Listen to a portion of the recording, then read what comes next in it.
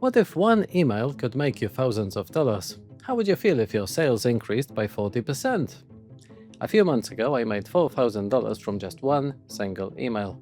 It doesn't happen all the time, but it happens often enough to change everything. I built my business from scratch and grew it to over $2.5 million in sales, so I've tested a lot of techniques. This one made a huge difference. In this video, I'm going to show you exactly what that technique is, how you can use it no matter what level you're at, and how to use it to finally see the success you've been waiting for. In fact, email counts for 40% of my total revenue. If this sounds like something you would want for your own business, book a call with me using the link in the description below, and I'll put you in touch with my email wizards. One of the biggest mistakes ecom owners make is not emailing their list enough. Email, when used correctly, is a very powerful weapon that can turn a so-so business into a money-making machine. Most businesses' biggest headache is the customer acquisition costs, or at least that's what they think. Once you pay for ads, a bunch of people will see them, but only a small percentage of them will actually click on those ads. Most of the people who do click will quickly bounce after visiting your site. So we're only working with a small percentage that will end up becoming your buyers. For that reason, it's critical that you maximize data capture from all that paid traffic. Do everything you can to get hold of the people's contact information, primarily email, so you can get in touch with them in the future. People don't usually buy on their first visit. The timing might be wrong, they might have some questions, maybe they just got distracted. If you stay in touch with them and answer the questions, the likelihood of them making a purchase goes through the roof. You might think that when a customer buys from you, they become your customer forever. Nothing could be further from the truth. It's your job to keep your brand top of mind for customers and offer them helpful tips and insights to build goodwill. If you really can't think of anything useful or clever to say, you can still use the old-fashioned tactic of just emailing a bunch of discounts. It still works today for a lot of stores, and it's quite effective and will not dilute your brand. A simple weekend discount was all it took to give us that $4,000 in revenue. But why did it work so well? The timing was right. You wouldn't necessarily think so, but the email was actually sent on New Year's Day. You would think no one would buy anything on New Year's Day.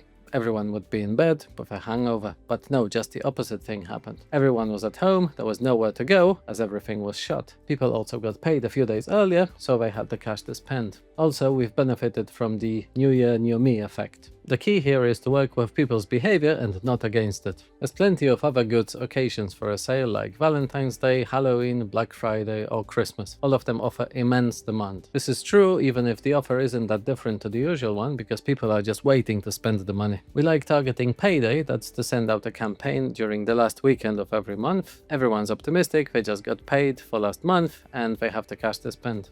A lot of the time people wait for payday with a shopping list in mind. We simply remind them that our offer is still available and strike when the iron's hot.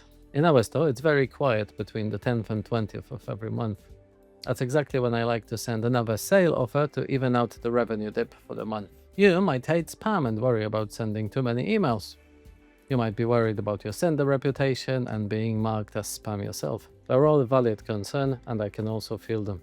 They prevented me from using my email list effectively for a long time. The way I deal with those now is that we always present the unsubscribe link at the very top and the very bottom of each message.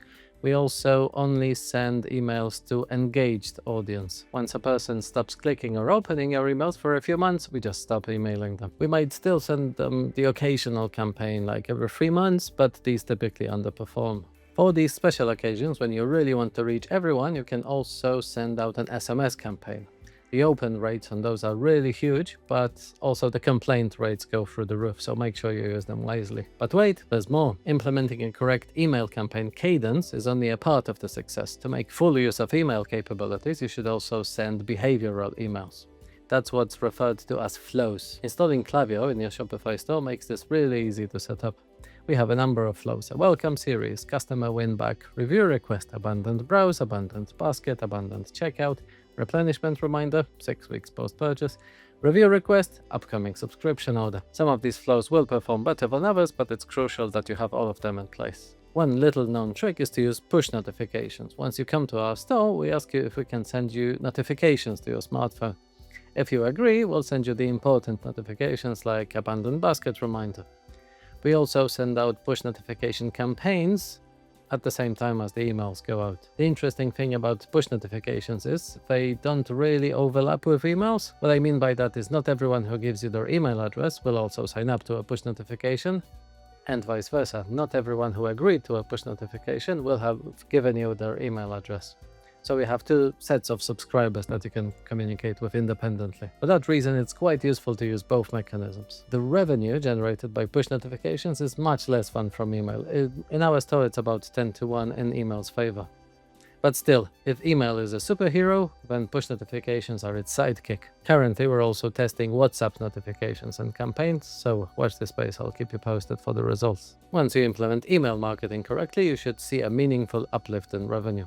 However, on its own, it could not be enough to double your sales. If you want to find out my favorite tips and techniques for doubling your store's revenue, watch this video next. In this video, I'll show you how you can improve your core business metrics and unlock a new phase of growth.